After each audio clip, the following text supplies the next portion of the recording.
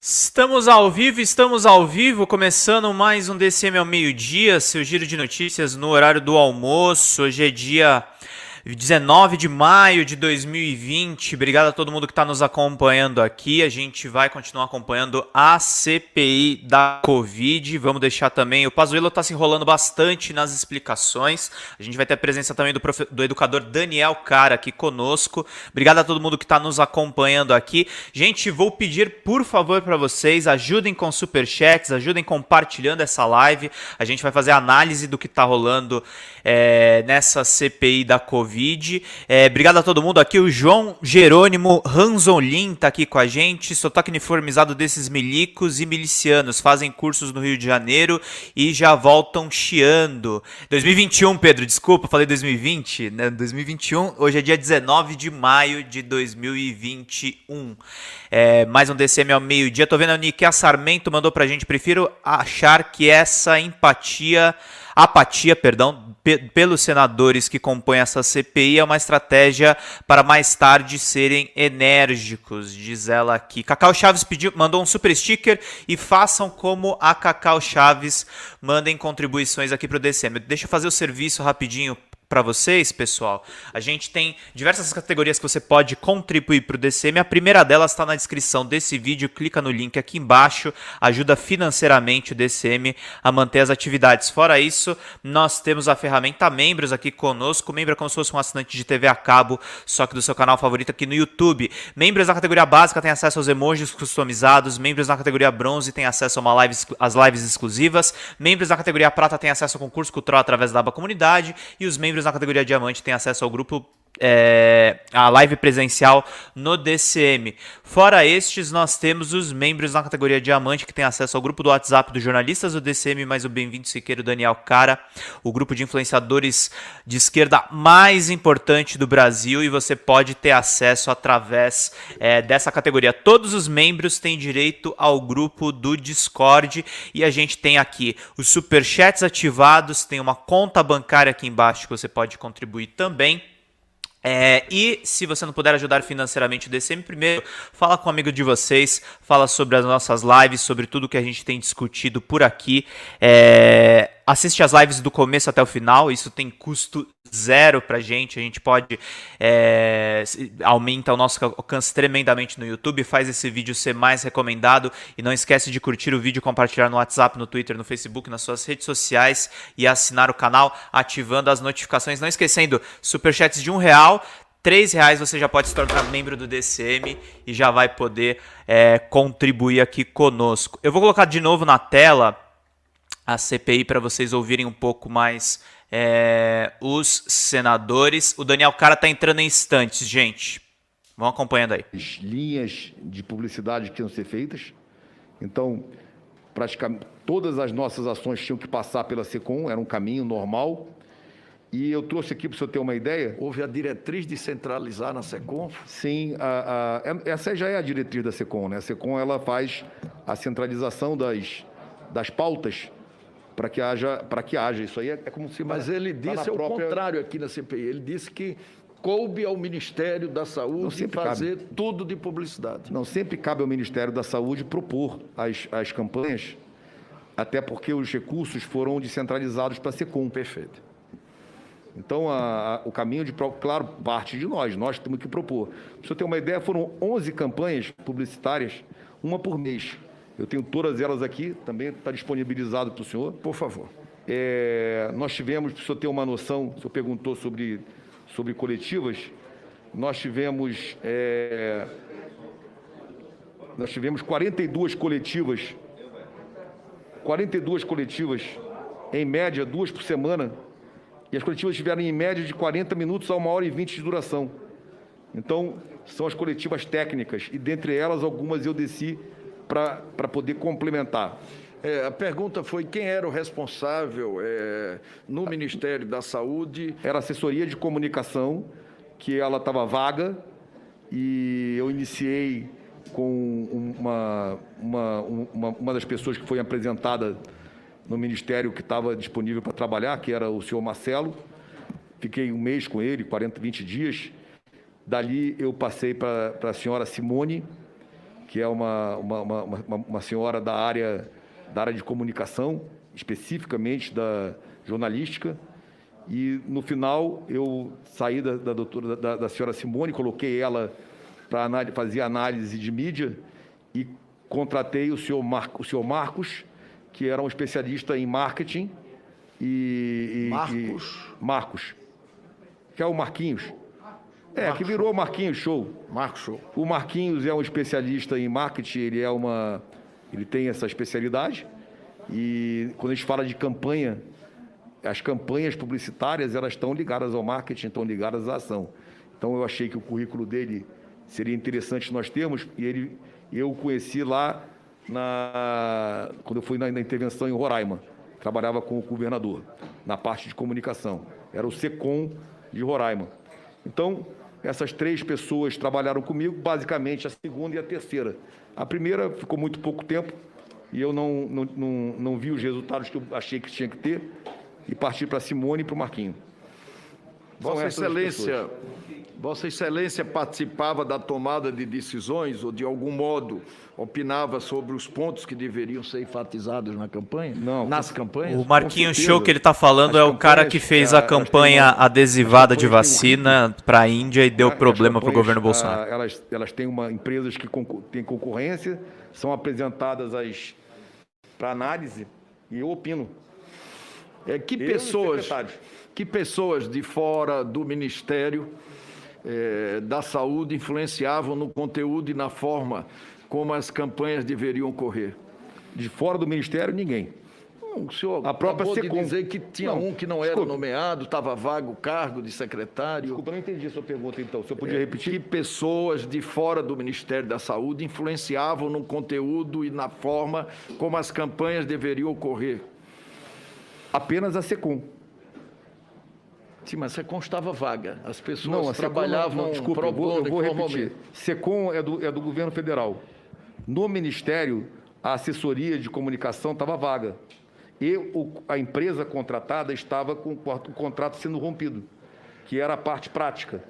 Então, eu precisei estruturar a assessoria de comunicação, transferi cargos para lá e contratei a primeira tentativa, que foi o senhor Marcelo, que passou em torno de 25 dias conosco. E, na sequência, contratei a senhora Simone. Então, repito, externamente, ninguém me dava, nem me sugeria, nem me assessorava em nada. Era com a equipe que eu tinha ali. Sim, eu estou... o senador Eduardo está reclamando aí objetividade nas respostas. A SECOM ou o presidente da República opinavam sobre o assunto? A SECOM, sim. O presidente da República, nenhuma vez. Tá. O senhor Técio Arnold Tomás, apontado como líder do chamado Gabinete do Ódio do presidente da República, chegou a influenciar, produzir ou indicar os veículos que deveriam divulgar as campanhas publicitárias produzidas durante a sua gestão à frente do Ministério? Eu não conheço o senhor Técio, não sei quem é.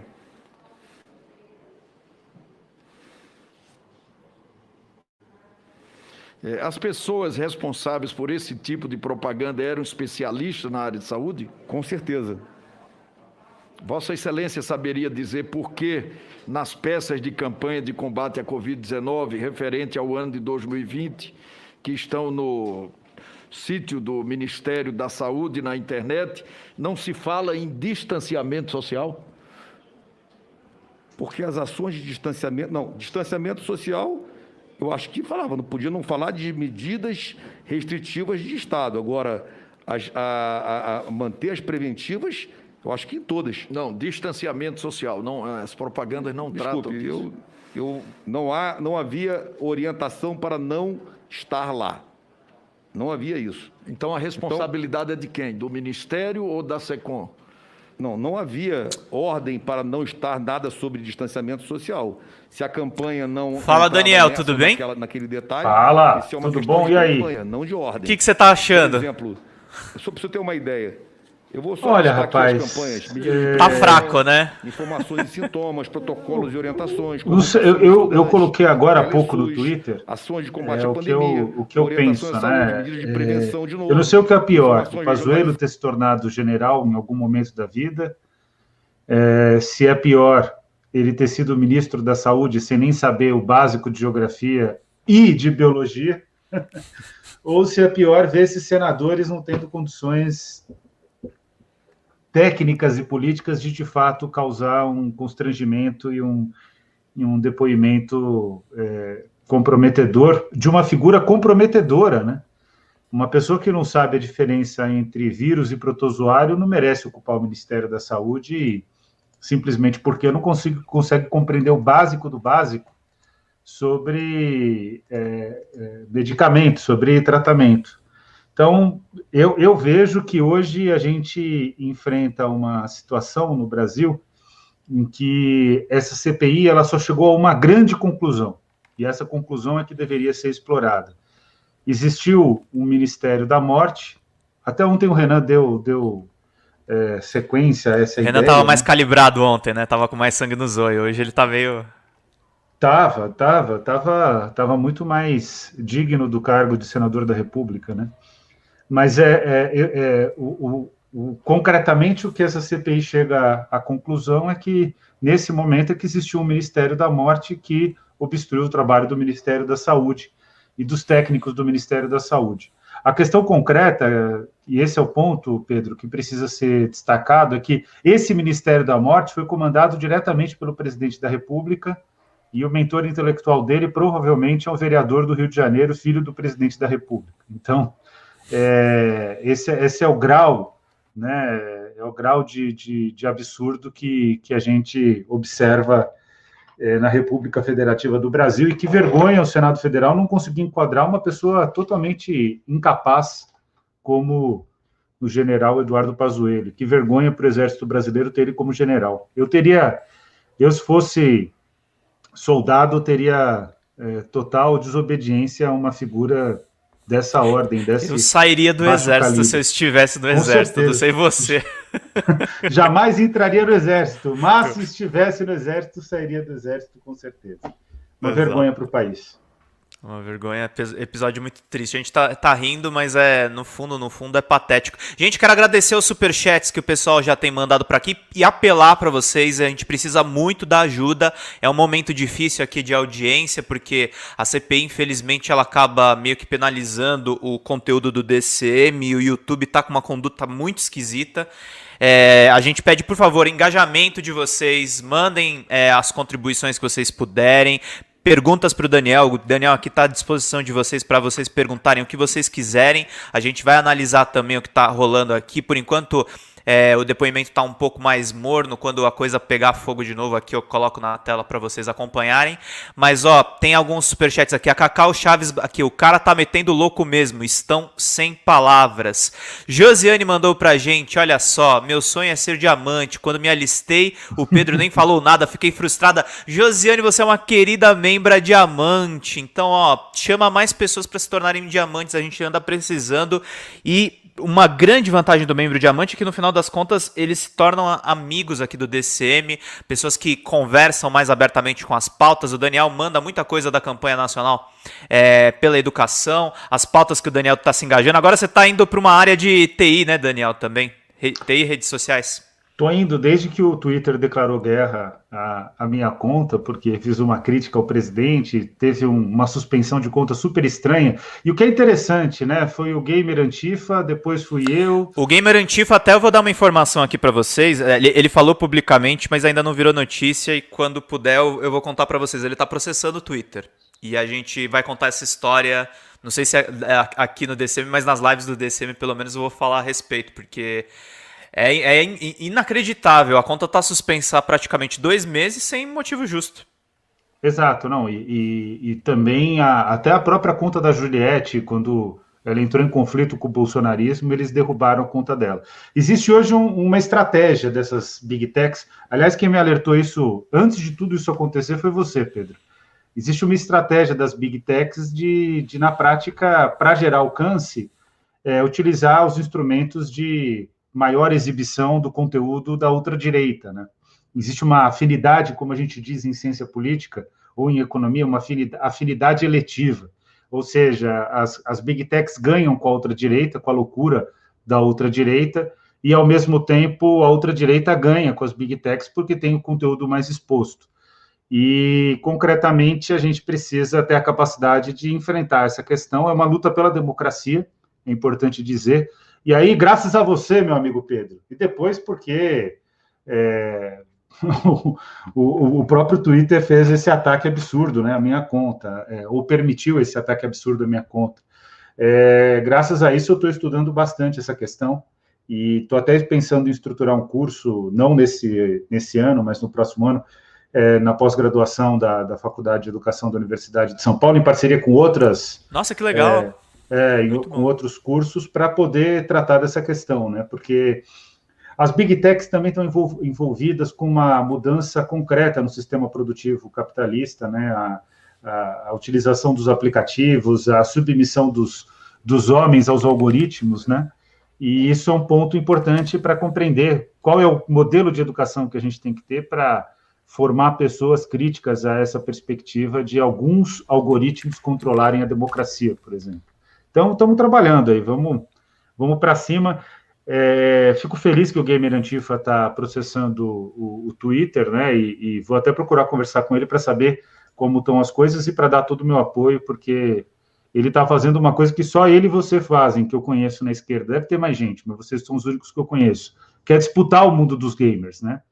É o mundo ultra conservador.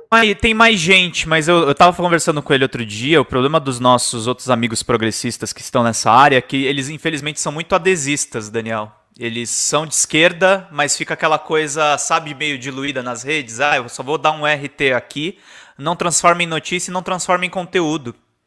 Fica uma coisa fraca mesmo. E por quê? Porque, assim, o que acontece? Eu tive o Twitter, desde que eu entrei nesse apoio, olha só o que eu vou dizer aqui, hein? Na retomada da minha conta, eu estava super bem, estava com o mesmo alcance que eu tinha antes. Quando eu apoiei o Gamer Antifa, minha conta teve uma queda enorme de alcance. E significa, então, que o Gamer Antifa tocou num ponto, porque eu estava numa guerra com o Bolsonaro. Isso para o Twitter é bom. Mas o Gamer Antifa tocou num ponto que é um ponto mais sensível, que é a opção do Twitter e das redes sociais, todas elas, de escolher os seus eleitos. Aliás, escolher seus eleitos é uma tautologia. Mas, de escolher algumas contas que vão ser as contas que eles preferem. E o Gamer Antifa, ele foi enfrentar uma conta preferida pelo Twitter, né? Então, que é do Gaules. Então, Gamer Antifa, tamo junto sempre. E olha, vou dizer uma coisa, hein? A Sara Góes acabou de publicar aqui que o Twitter enterrou a conta dela. Nesse caso, só pelo fato da Sara Góes tanto me tirar sarro, fazer várias piadinhas comigo, vários memes, eu apoio o Twitter. Não, é brincadeira. Tô do lado da Sara. Ai, gente, muito bom aqui os comentários. Deixa eu pegar aqui o superchat, só ver se também se a CPI tá pegando fogo. O Leandro Fortes me cobrou aqui, eu não vou conseguir projetar a tela porque eu tô projetando já a CPI e se o Pazuzu falar besteira eu tenho que botar ele de volta na tela. Mas a gente vai ter um webinário sobre Lava Jato versus Estado do Direito. Vai ser sábado, 22 de maio de 2021, das 15 às 19 horas. 4 horas de duração, 165 minutos de palestra e 75 minutos de perguntas e respostas com os melhores juristas para você entender criticamente a Lava Jato: Antônio Carlos de Almeida Castro Cacai, Sara Vivacqua, Pedro Serrano e Lênio Streck. Peço para vocês fazerem mais uma série aqui de cursos que o DCM está promovendo. Esse webinário é muito importante e está disponível no dcmcobra.com.br/webinário Lava Jato. Eu vou deixar esse endereço aqui para vocês na caixa de comentários. Deixa eu ler aqui mais alguns superchats, porque a depender do que estiver rolando na CPI, a gente vai voltar com eles aqui e a gente precisa muito das contribuições de vocês para continuar fazendo as lives. A Maria Cristina mandou aqui uma perinha super fofa. Marlene Costa, a título de desabafo enquanto ouço o Pazu. Obrigado, Marlene. Cacau Chaves, o Senado arregou. Cida Silva, que vergonha desse povo todo. Sebastião Rocha, estão mesmo pegando no pé do DCM. Apesar de ser assinante do DCM e estar ao vivo, ele não aparece no ao vivo ao iniciar o YouTube para mim. Pois é, então, gente, é fundamental. Interajam com o nosso conteúdo, comenta, se manifesta, compartilha loucamente, manda para todos os grupos que você conhece, até grupo bolsonarista. Eu vou aqui e limo os gados, não tem problema nenhum, mas é engajamento. Infelizmente, a gente tem que jogar um pouco o jogo do sistema, mas sem dúvida a gente não vai abrir mão também das nossas posições. O Moisés Vilas Boas aqui, Pazuello deverá substituir o Duque de Caxias, professor? Olha, essa é uma pergunta interessante. Ele não tem envergadura para substituir ninguém, né? Não tem envergadura nem para substituir um soldado na logística e na intendência do Exército Brasileiro, né? Porque um homem que confunde o estado do Amapá, antigo território, com o estado do Amazonas, né, o maior estado em termos territoriais do país, de fato não merece o mínimo de credibilidade. Agora, o que é importante dizer, Kiko, que o que está em curso no Brasil é uma nova modalidade de fascismo que só existe no Brasil, que é o fascismo miliciano. É o fascismo pautado numa figura como Pazuello, por exemplo, que sequer sabe do que está falando e lidera o Ministério da Saúde na maior crise sanitária da história brasileira. O que eu fico pensando sempre é o que diria Oswaldo Cruz se visse esse conjunto de fatos e fizesse uma análise da realidade brasileira nos dias de hoje, né? Eu concretamente, o que mais me cansa do fascismo miliciano é o tanto de vergonha que eu passo, né? E o tanto de revolta que eu tenho, porque hoje, o ponto mais importante que está acontecendo na República, e pouca gente, só o UOL deu essa notícia, espero que o DCM faça uma matéria mais aprofundada que o UOL. O Carlos Bolsonaro articulou a compra de um sistema de inteligência chamado Pegasus, que praticamente ele hackeia tudo. Ele pode hackear qualquer pessoa em qualquer momento, sem necessidade de autorização judicial. É tão grave essa história que o Gabinete de Segurança Institucional e também a Agência de Inteligência Brasileira, a ABIN, são contrários a essa compra, a essa aquisição. Então, vocês imaginam o poder fascista, o gabinete do ódio, com o maior sistema de monitoramento. Agora, para todo mundo ficar de queixo caído, né? Na contratação do edital, eles permitem que os servidores desse sistema, com os dados brasileiros, sejam armazenados, os servidores sejam instalados e sejam mobilizados a partir da Alemanha e de Israel. No caso do Pegasus, são os dois países onde tem os servidores desse sistema. Então, a gente, de fato, olha, está num nível de desconstrução e de destruição da República que é inimaginável na história do nosso país.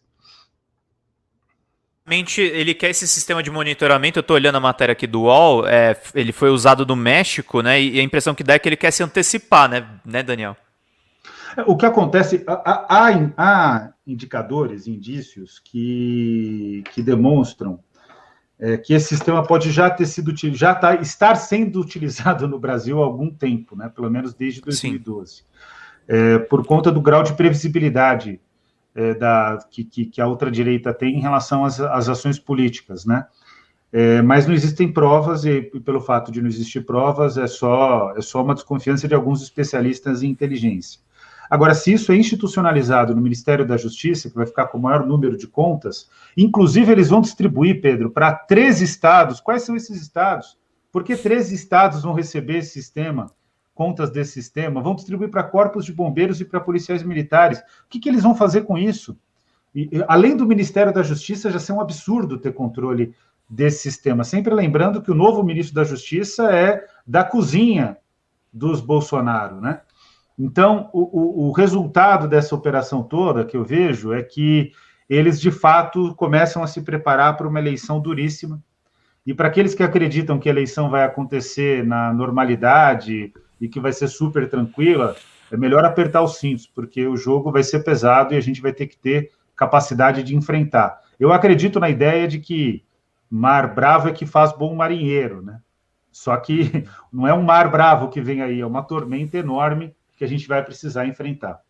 E o clima piora com a melhora das perspectivas em pesquisa do ex-presidente Lula, né, Daniel?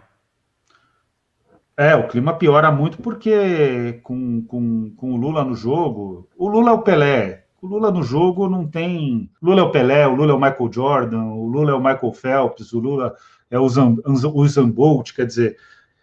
O Lula, ele é um cara que não tem ponto de comparação, né? Em tal medida que a gente até tem um problema, né? Porque fora do Lula, no campo da centro-esquerda e da esquerda, hoje a gente não tem nenhum candidato minimamente viável. E não é só candidato viável, é candidato viável e eleito com capacidade de governar. Porque o que acontece é que sem o Lula a gente fica completamente de mãos atadas para o enfrentamento das questões políticas nacionais, né? O Lula, ele tem uma popularidade que dá para ele lastro, né, para governar. Então, é um cenário de toda a ultradireita contra o Lula, né? E me assusta o fato de que no final de semana, né, no dia 15, a manifestação dos produtores rurais, ela dá a senha para tudo que vai acontecer, né? Porque são os produtores rurais, o Braga Neto, rompendo com toda a liturgia do cargo de ministro da Defesa. Nunca vi ministro da Defesa subir em palanque. Nunca vi. Nem os ministros civis subiram em palanque para dizer que o agro é o futuro do país. O agro é o enterro do país como economia contemporânea. O agro, por mais que seja tecnológica a produção do agronegócio, é uma produção muito aquém do valor agregado da produção industrial. Quer dizer, isso é discussão do século XVIII, XIX, né? Destrói o meio ambiente, né, Daniel? Não tem o menor respeito por um país que poderia ser diferente, né? Exato, então. E essa discussão que a gente está vivendo no Brasil, ela sequer é do século XX, né? Ela foi superada no século XVIII, superada no século XIX, foi enterrada no século XX e ressuscitou no Brasil no século XXI. Então, o Bolsonaro, de fato, é a vanguarda do atraso. E o Braga Neto praticamente deu a senha de que ele vai trabalhar no sentido de recrudescer o sistema. Eu não sei se eles vão ser capazes. Eu não estou dizendo isso. Minha simpatia pelas teorias da conspiração, elas residem nos filmes que eu gosto de assistir. E eu não acredito que elas sejam, de fato, perspectivas políticas. Mas é importante dizer que com Pegasus, com o Ministério da Defesa se posicionando da forma como está se posicionando, essa mentirinha que a imprensa contou no Brasil, não escutem o que os comentaristas da Globo News falam. Porque os comentaristas da Globo News, eles normalmente falam aquilo que amaina os problemas reais do país, que ameniza. A preocupação deles é manter a lucratividade e algum grau de estabilidade nessa loucura para o mercado financeiro. Os militares nunca tiveram rachados com o Bolsonaro. O Bolsonaro não tem 100% dos militares? Não tem.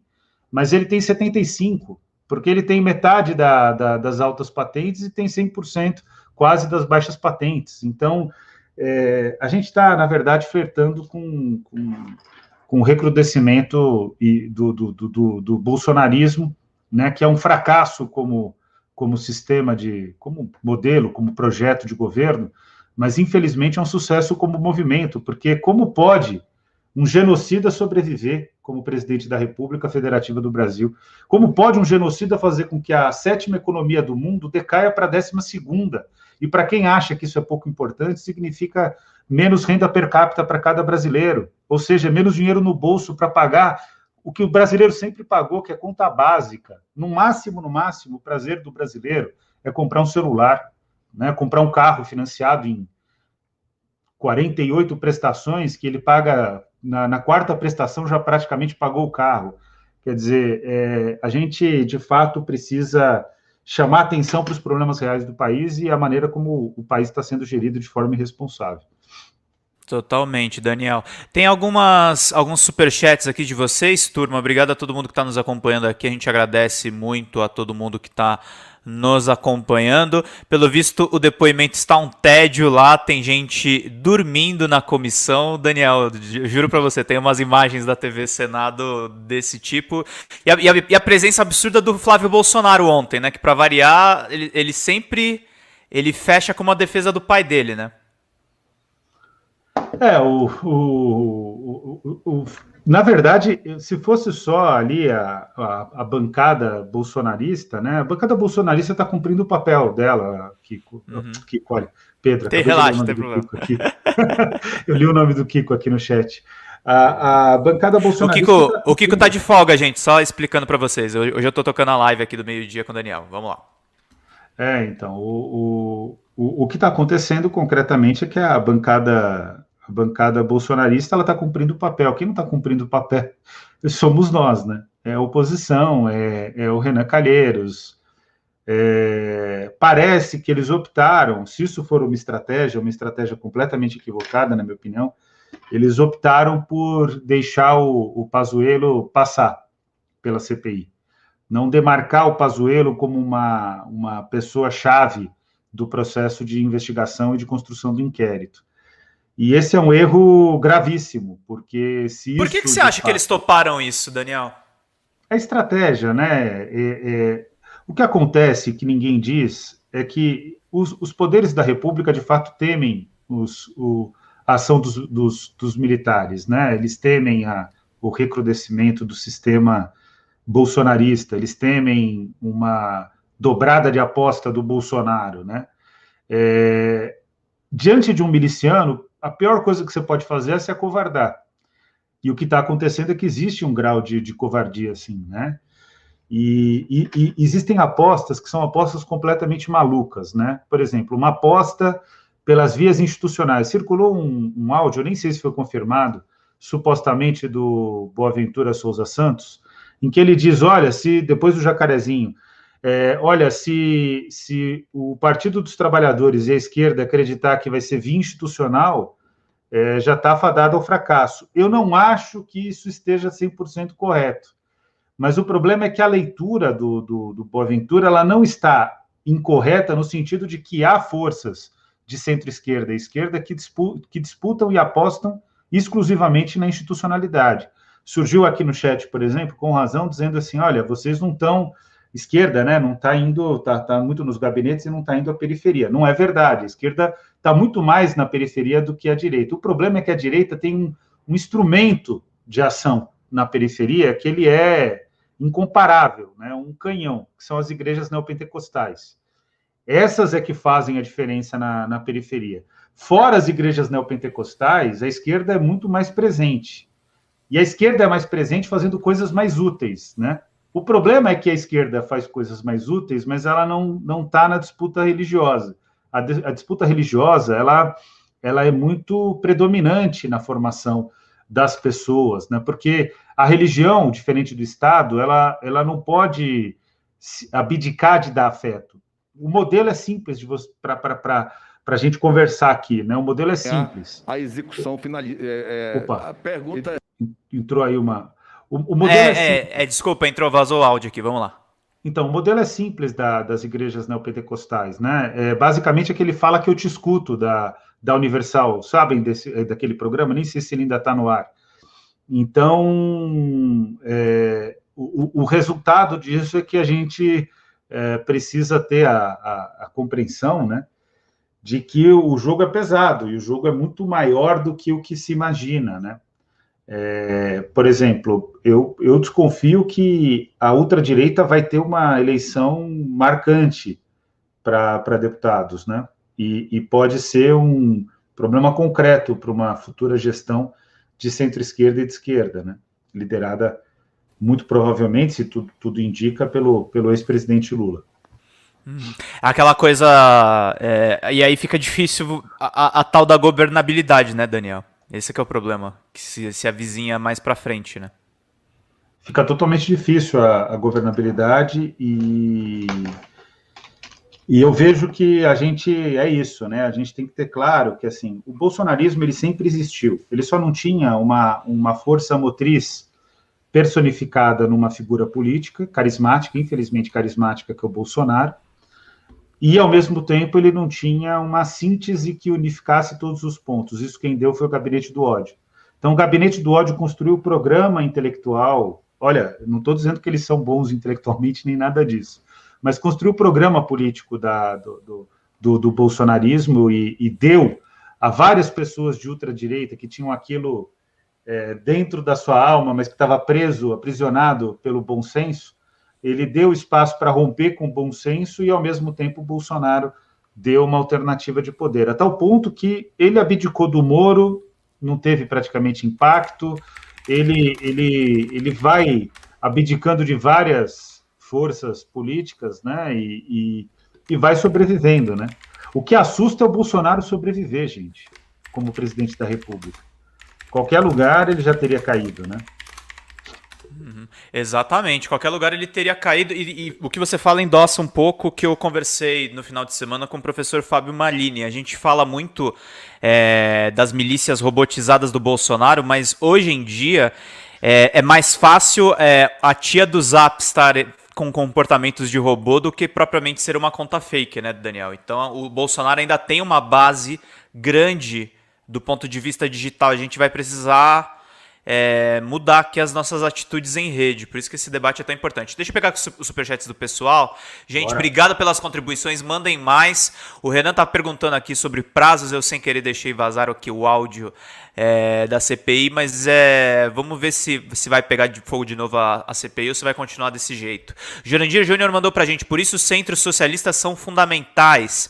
Priscila Presoto foi generosa na contribuição e mandou pra gente aqui: essa família desperta em mim o que tenho de pior.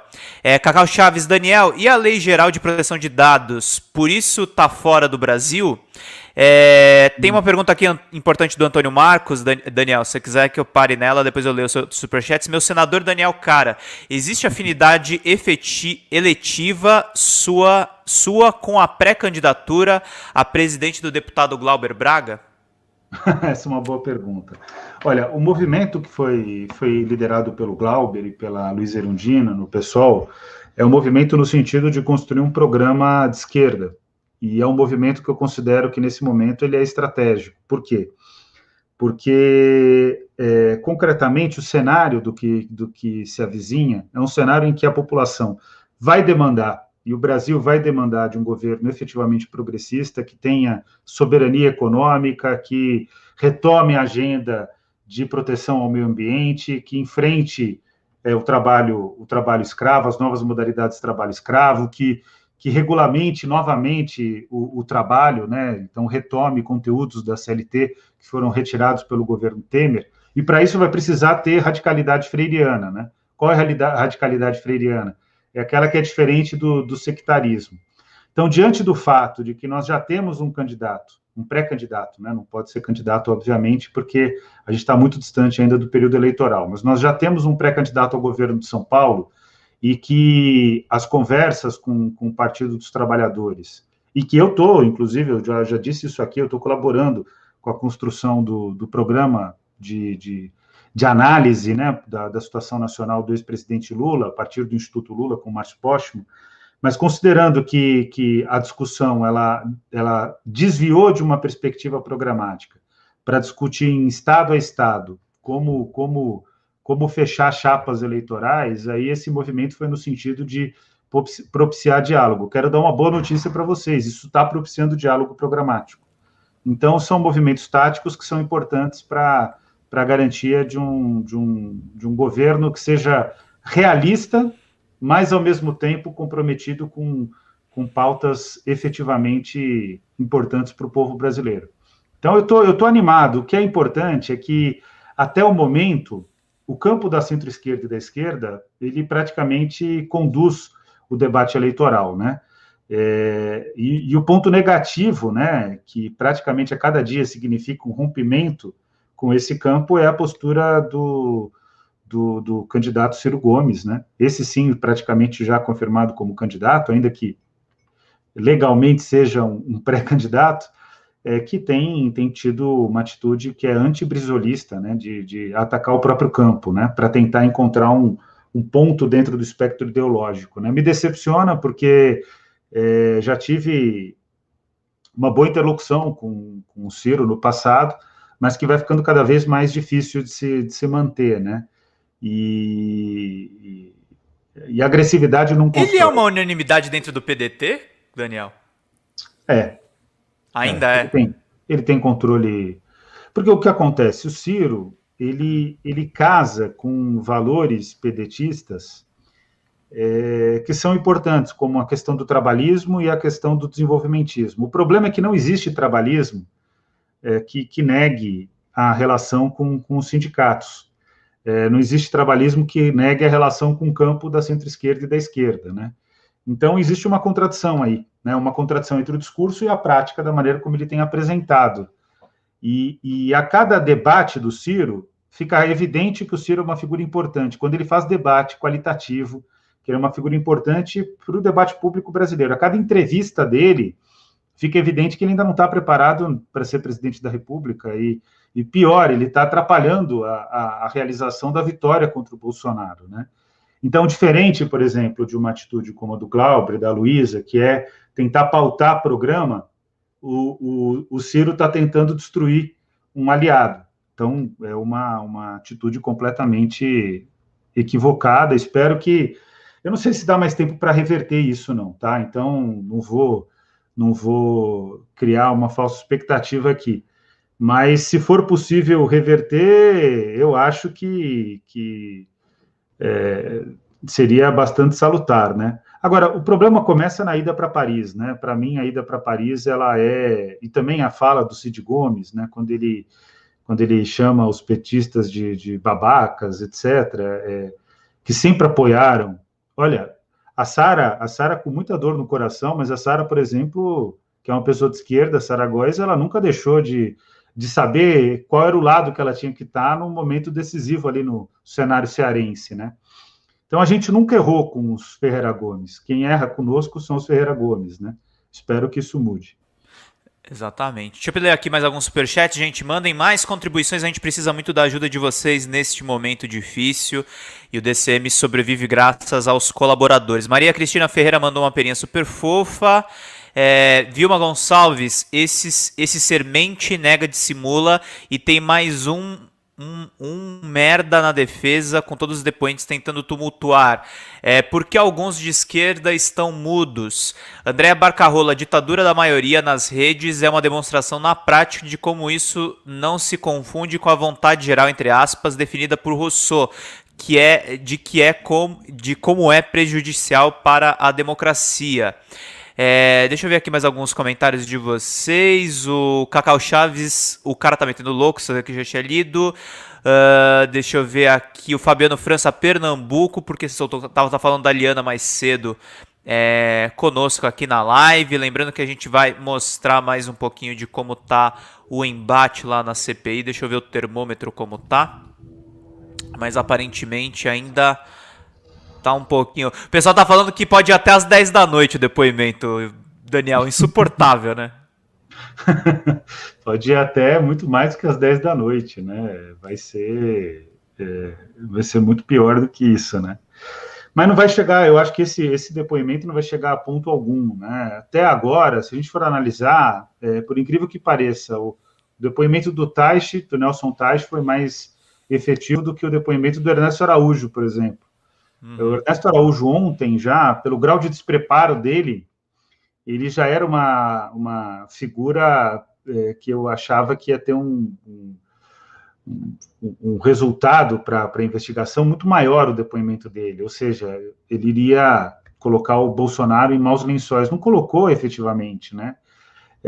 Tem uma estratégia também deles que é interessante observar e que a gente ainda não está preparado para enfrentar, é que eles falam tantos absurdos e são tantas informações que você não consegue pescar qual é o ponto mais efetivo, né? Tem uma coisa que eu fico pensando, assim, porque a parte da cloroquina é um argumento que desarma eles. Mas eu vejo os deputados bolsonaristas, Daniel, não sei se você concorda comigo nessa. Apareceu aquele caso de rancho queimado do Heinzer, falando a respeito de uso de cloroquina lá. É uma questão absurda e estapafúrdia. Foi legal mencionar a primeira vez, mas a impressão que dá é que ele volta para aquela questão pra gente não avançar na discussão da CPI. E a gente fica preso falando de rancho queimado, fica falando da zona metropolitana de Florianópolis e não avança assim do tipo, tá, e o estoque de testes que tá vencendo? O Pazuello tá falando agora que os testes não venceram. Ele mente compulsoriamente e a gente fica andando em círculos, né? Exato, e o objetivo que eles têm em realizando essa estratégia é que eles estão controlando a agenda da CPI, né? Agora, tudo isso poderia ser evitado com o melhor desempenho dos senadores, né? A coragem do Alexandre de Moraes, por exemplo, ela não se encontra entre os senadores. O Alexandre de Moraes hoje tomou uma atitude correta, não é nem corajosa, vamos ser honestos, né? Se quer uma atitude corajosa, uma atitude correta de dar sequência a uma investigação da Polícia Federal. Coragem e Supremo não combinam muito. Não, mas o Supremo não precisa ser corajoso. O Supremo precisa ser uma estrutura dedicada ao cumprimento da lei, né? Coragem no sentido do cumprimento da lei. E a operação de hoje contra o Ricardo Salles, ela é importantíssima, inclusive para o futuro do país, porque, de fato, a forma como as coisas estão sendo estabelecidas, eles vão acabar com parte da Amazônia, que, segundo Carlos Nobre, que é um dos principais cientistas sobre a questão amazônica, a própria floresta não se recupera. Quando uma floresta não se recupera, ela vira uma região desértica, né? Então, é preciso chamar atenção para esse fato, né, de que a gente tem aí um desafio grande, né, de conseguir travar esse desmatamento desenfreado. Eu acho que não vai travar, infelizmente, porque hoje também saiu uma denúncia sobre a questão da soja, não sei se vocês acompanharam, mas basicamente o que está acontecendo é que numa operação com grandes empresas, grandes figuras do agronegócio brasileiro vendem para empresas sino-russas, e essas empresas elas patenteiam uma parte da soja, fazem o registro da soja, lavam a soja e exportam a soja. Então, o cenário é um cenário terrível, né? Mas que bom que teve essa operação da Polícia Federal. Ô Daniel, eu vou colocar de novo a CPI porque estão falando da crise no Amazonas, da falta de oxigênio. Eu acho que isso é legal a gente ouvir. Vou colocar aqui o som de novo só para a gente acompanhar um pouquinho. Depois a gente volta para a conversa. Vamos lá. Preparado. Só para corrigir aqui nós já temos o acesso a um inquérito do Ministério Público que trata de Manaus. E a informação que lá existe é que o Ministério da Saúde foi informado da iminência de falta de oxigênio no dia 8 de janeiro, por um representante da empresa chamado Petrônio. Esse ofício, inclusive, está lá. Ele está equivocado essa resposta. Bom, depois então, eu lhe passo. Nós vamos fazer Está falando do processo que foi encaminhado para cá. Houve esse e-mail... Ministro, só para declinar que essa resposta foi dada pela Advocacia Geral da União no processo no STF. Deixa eu dizer para o senhor, isso causou toda essa confusão, foi na leitura do e-mail que a White Martins mandou para... Esse e-mail, eu também tenho ele aqui, eu vou lhe passar.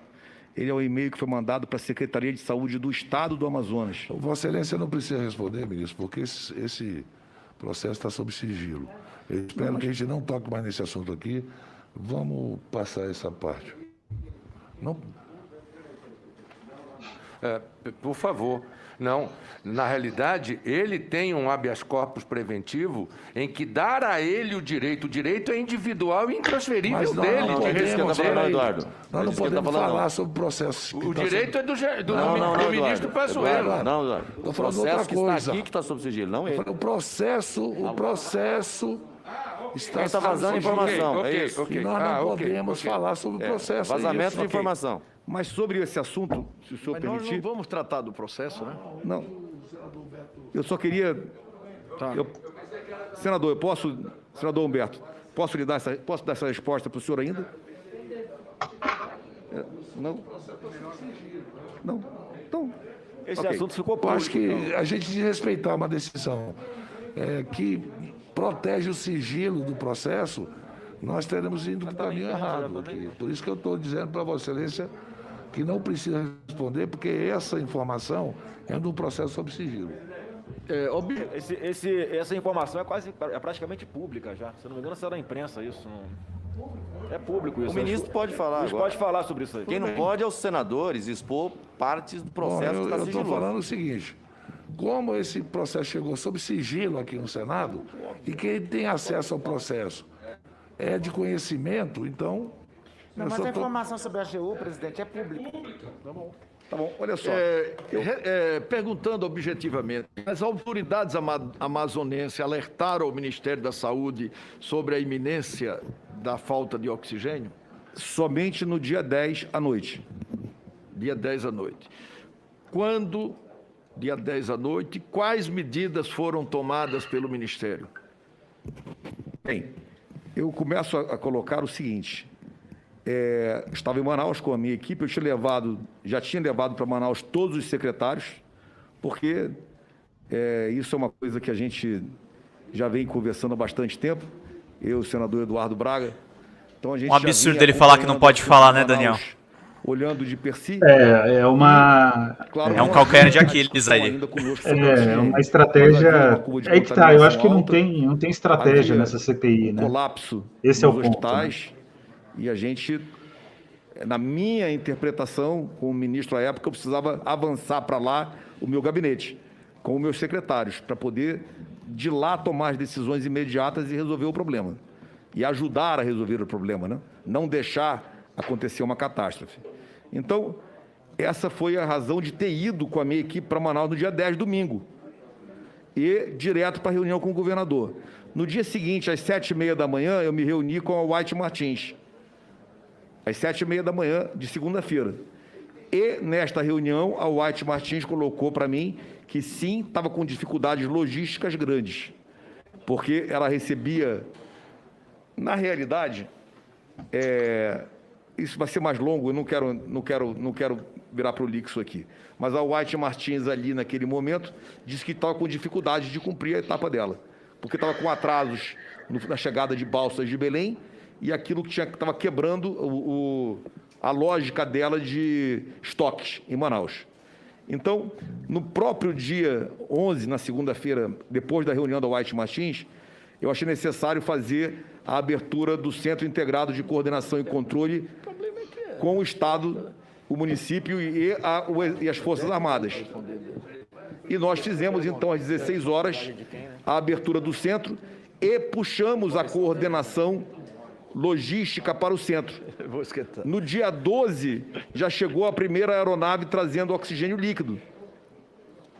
Olha, esse é o tipo de informação completamente... Para quem acompanhou o caso de Manaus, quem salvou a questão do oxigênio foi a Venezuela. Aliás, isso apareceu ontem. O Daniel, tem uma reportagem da Folha de São Paulo, de 18 de janeiro, dizendo que Pazuello já sabia dos problemas de oxigênio desde 8 de janeiro. É contraditório o que ele acabou de falar. Ele mentiu de novo. Vamos ver agora os próprios senadores o que eles vão fazer. A competência para fornecimento de oxigênio era de quem? Do Estado. Isso. E faltou alguma coisa por parte do governo federal para assessorar, apoiar? Não, nada. Não, olha só, é preciso compreender a missão do Ministério. A missão do Ministério, programa, coloca recurso, essa é a lógica. A execução plena é do Estado e do município, isso não há essa discussão. Quando nós fomos a Manaus, era porque nós estávamos vendo que a situação não estava boa. Não estava boa. Nós não sabíamos ainda de oxigênio. No momento que eu soube de oxigênio, eu já comecei a agir. Imediatamente. E coloco dessa forma porque foi exatamente o que aconteceu. Ministro, eu tenho algumas perguntas objetivas aqui sobre essa questão. 8 dias? As autoridades amazonenses alertaram o Ministério da Saúde sobre a iminência da falta de oxigênio? Não alertaram, apenas no dia 10 à noite, pessoalmente. Por que as medidas tomadas por Vossa Excelência não foram suficientes? Ele sabia desde o dia 8.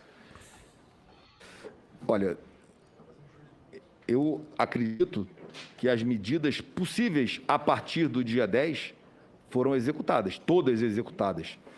Com relação à situação específica do Amazonas em termos de logística e a resposta, o tempo de resposta, a partir de acionamento de força aérea, barcos da Marinha e civis, em 4 dias, 5 dias, nós já estávamos com os níveis de estoque restabelecidos. Agora, a resposta é, se nós tivéssemos sabido antes, poderíamos ter agido antes. Ministro, Tem uma série de equívocos e erros nesse processo, tanto por parte do governo do Estado, como por parte também do Ministério das Relações Exteriores, que foi incapaz de dar um telefonema para ir trazer... O Ministério da Saúde não, né? Venezuela. Ponto. Segundo ponto.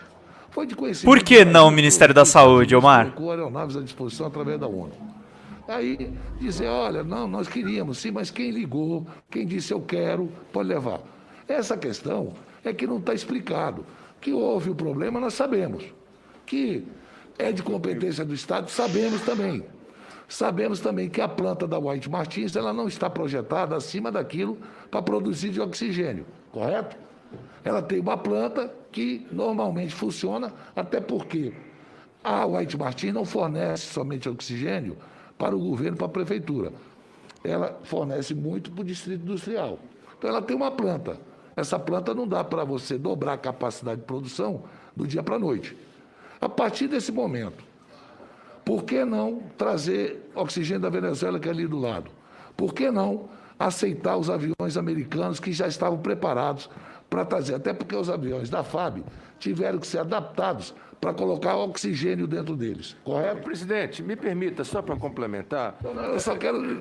Quem é responsável, não? Eu só quero complementar, e eu peço que não me cortem o som, que...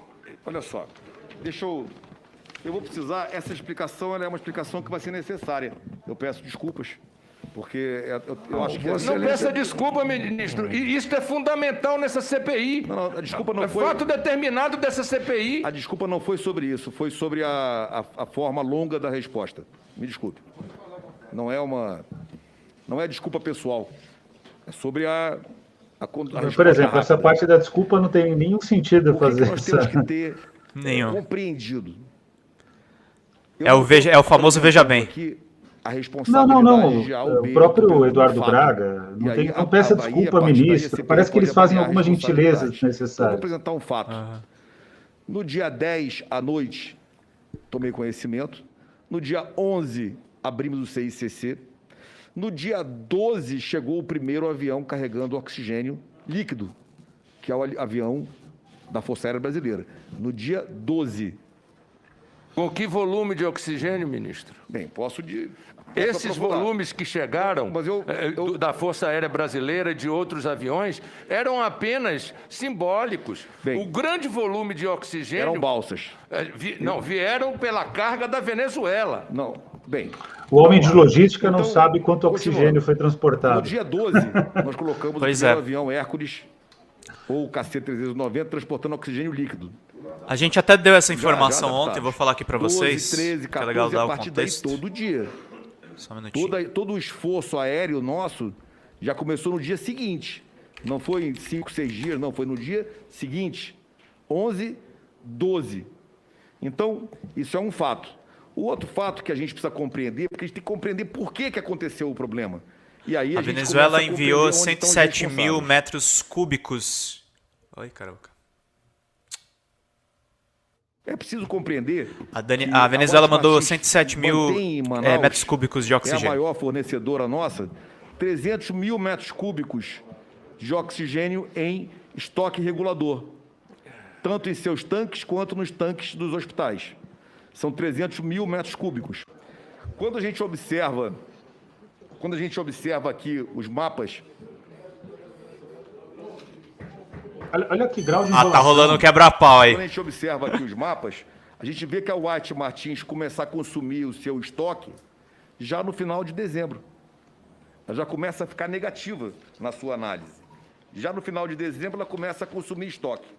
Então, ela tem um consumo, uma demanda e consumo, obviamente dito, e começa a entrar no negativo. E esse estoque ele vai se encerrar no dia 13. É quando acontece de 13 para 14, de 14 para 15, uma queda de mais ou menos 20% da demanda e do consumo do Estado.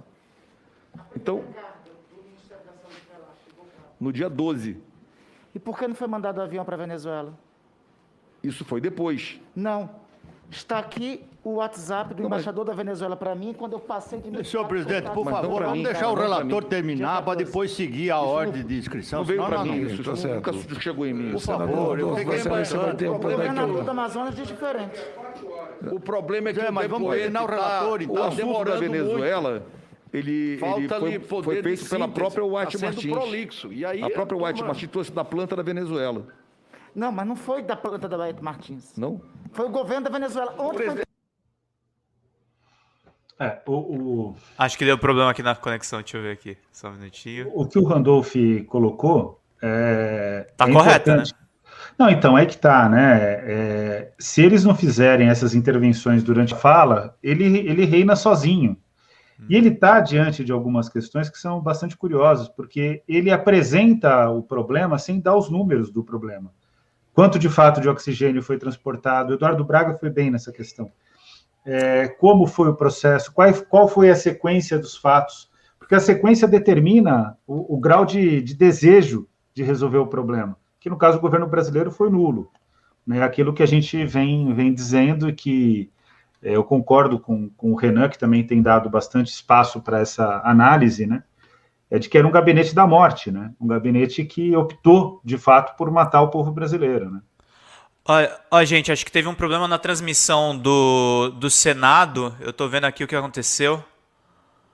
Mas, basicamente, a gente tá tentando aqui retomar a conexão. Deixa eu ler alguns superchats de vocês. A gente precisa muito das contribuições aqui do pessoal. Silvia Moraes mandou pra gente aqui. Olá, sou membro ouro e quero mudar para diamante. Onde encontra as orientações para esse procedimento? Silvia, geralmente você muda na parte ali embaixo, seja membro. Tem que ver direitinho como mudar a categoria. Mas eu acho que a melhor forma para você tirar essa dúvida é mandando um e-mail para marília@dcm.com.br. Marília orienta tudo a respeito dos membros. E, por favor, tornem-se membros. R$3 no DCM, você já assina o nosso canal e tem benefícios que eu falei no começo dessa live do meio-dia. A partir de R$3 você já pode se tornar membro. Membros na categoria Diamante, que assinam por R$99, tem acesso ao grupo exclusivo de WhatsApp para se manter atualizado e conversar com jornalistas do DCM. Jurandir Júnior mandou pra gente. Por isso, os centros socialistas são fundamentais. Isso aqui eu já tinha lido. A Cacau Chaves mandou contribuições. Gente, mandem contribuições. R$1 já ajuda muito. A gente tem uma audiência muito legal aqui nos acompanhando. Eu tô vendo aqui se a gente consegue retomar. Você quer comentar mais um pouquinho do que você achou agora dessa parte, Daniel?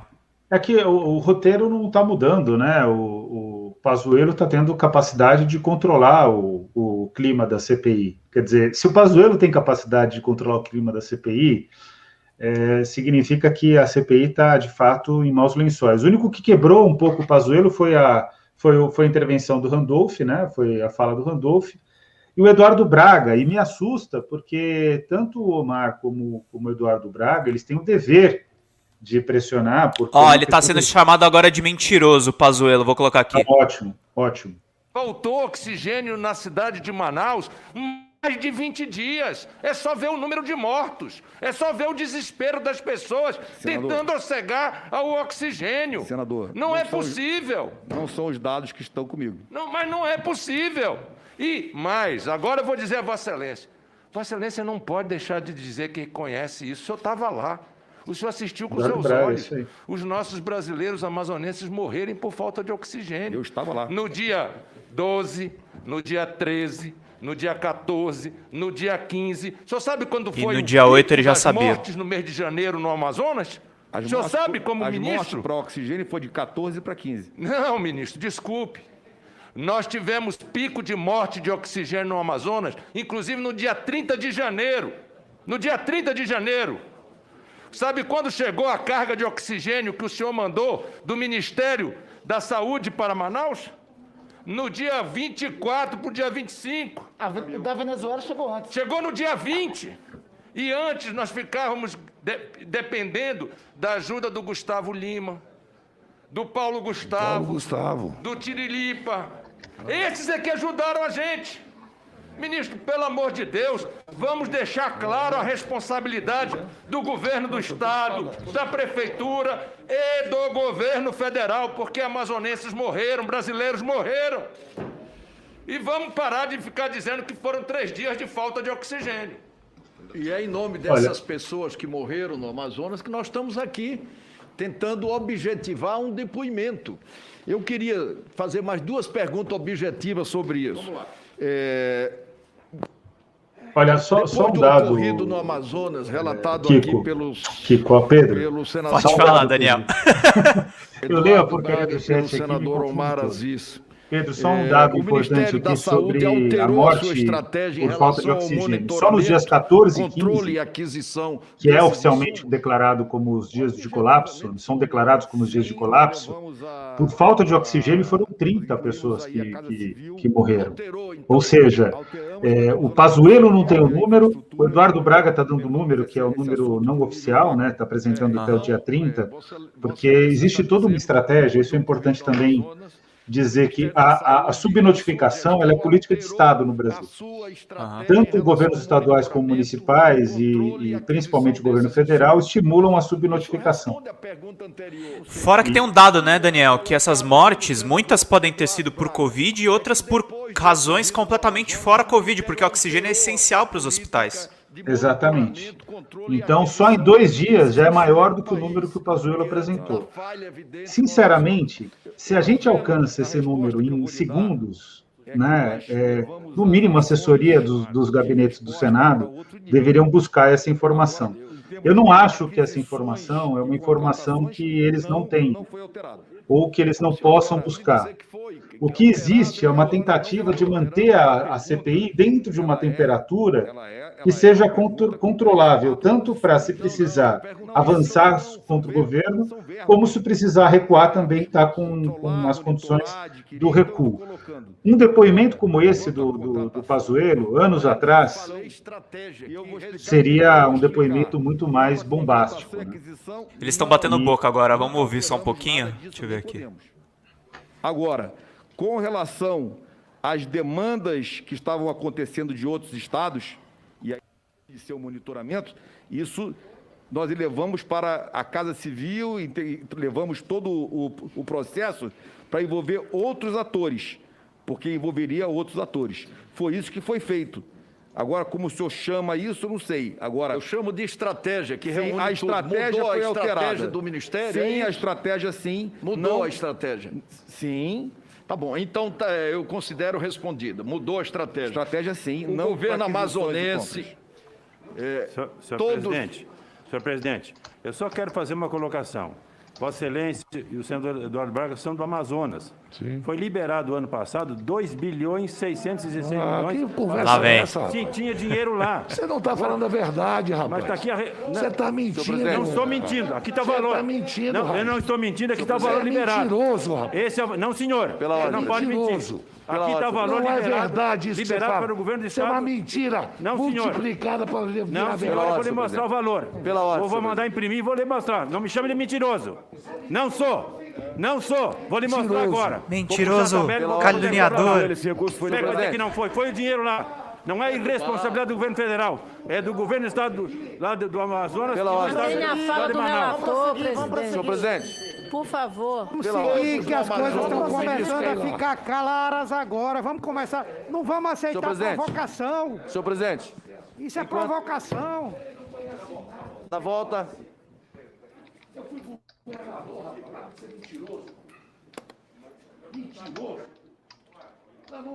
Pazuello saiu, gente. Então, essa é a ideia, essa é a estratégia dos bolsonaristas, né?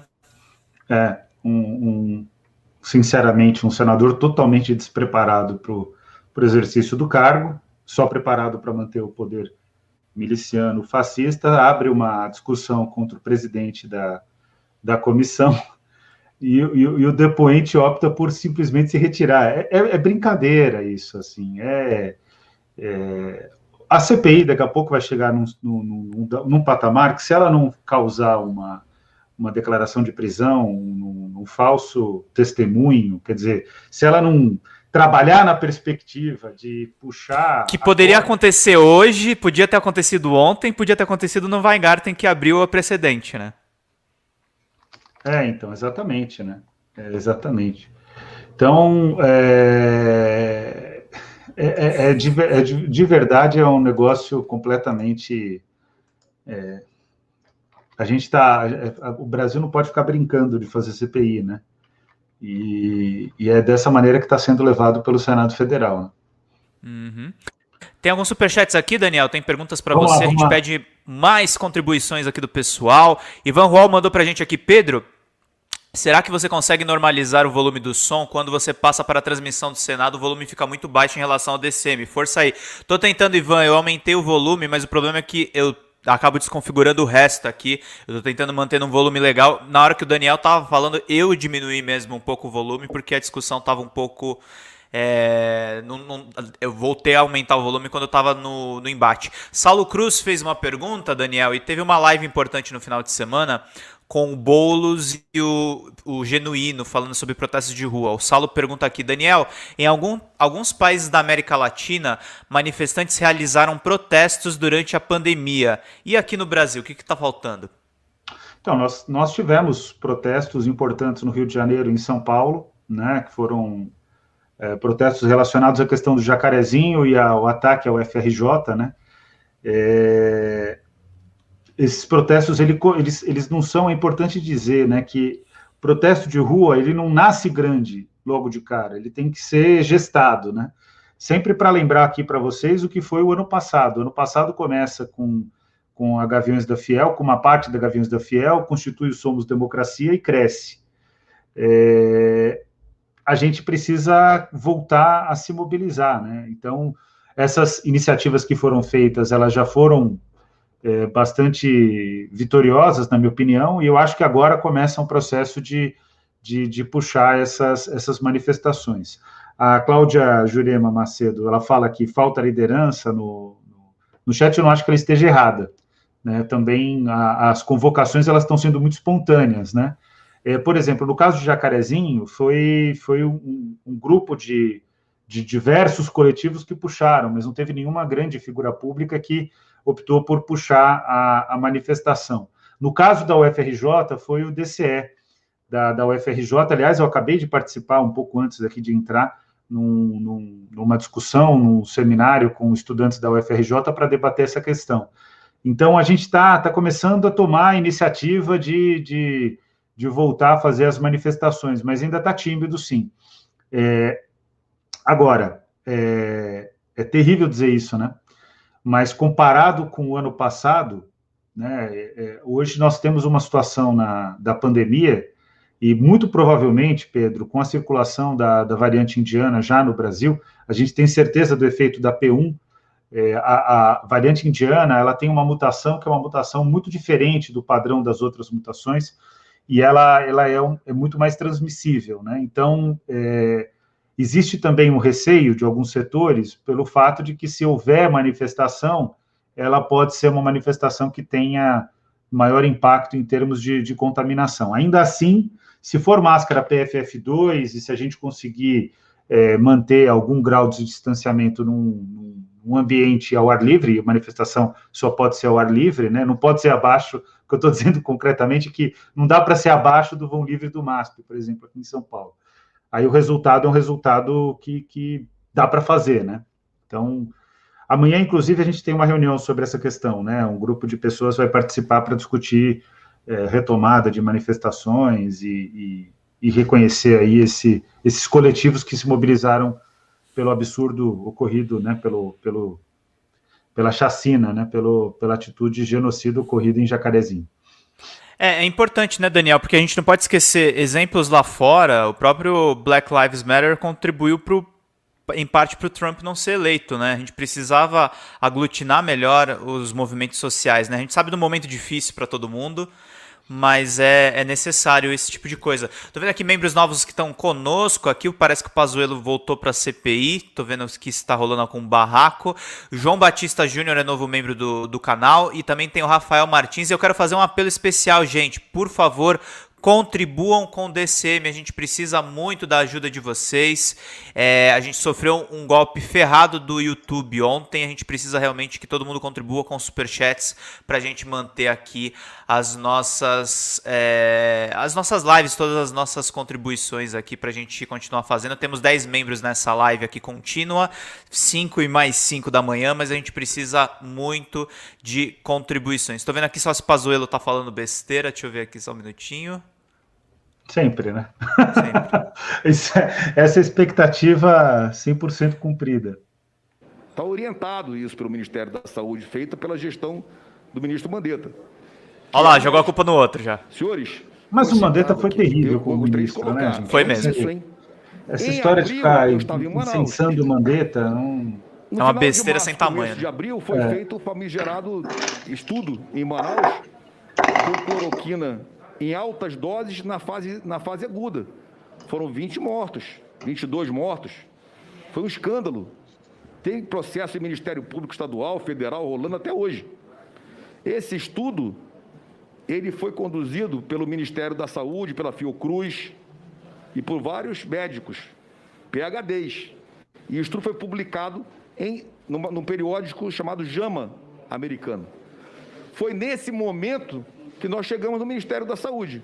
E eu queria perguntar aos senhores, os médicos estavam usando off-label, isso é público e notório. Senhores, o Ministério da Saúde tinha uma nota técnica para usar a cloroquina na fase onde o estudo disse que estava morrendo gente. E que era 21 mortos, 22 mortos, 20 mortos. Nós precisávamos fazer alguma coisa.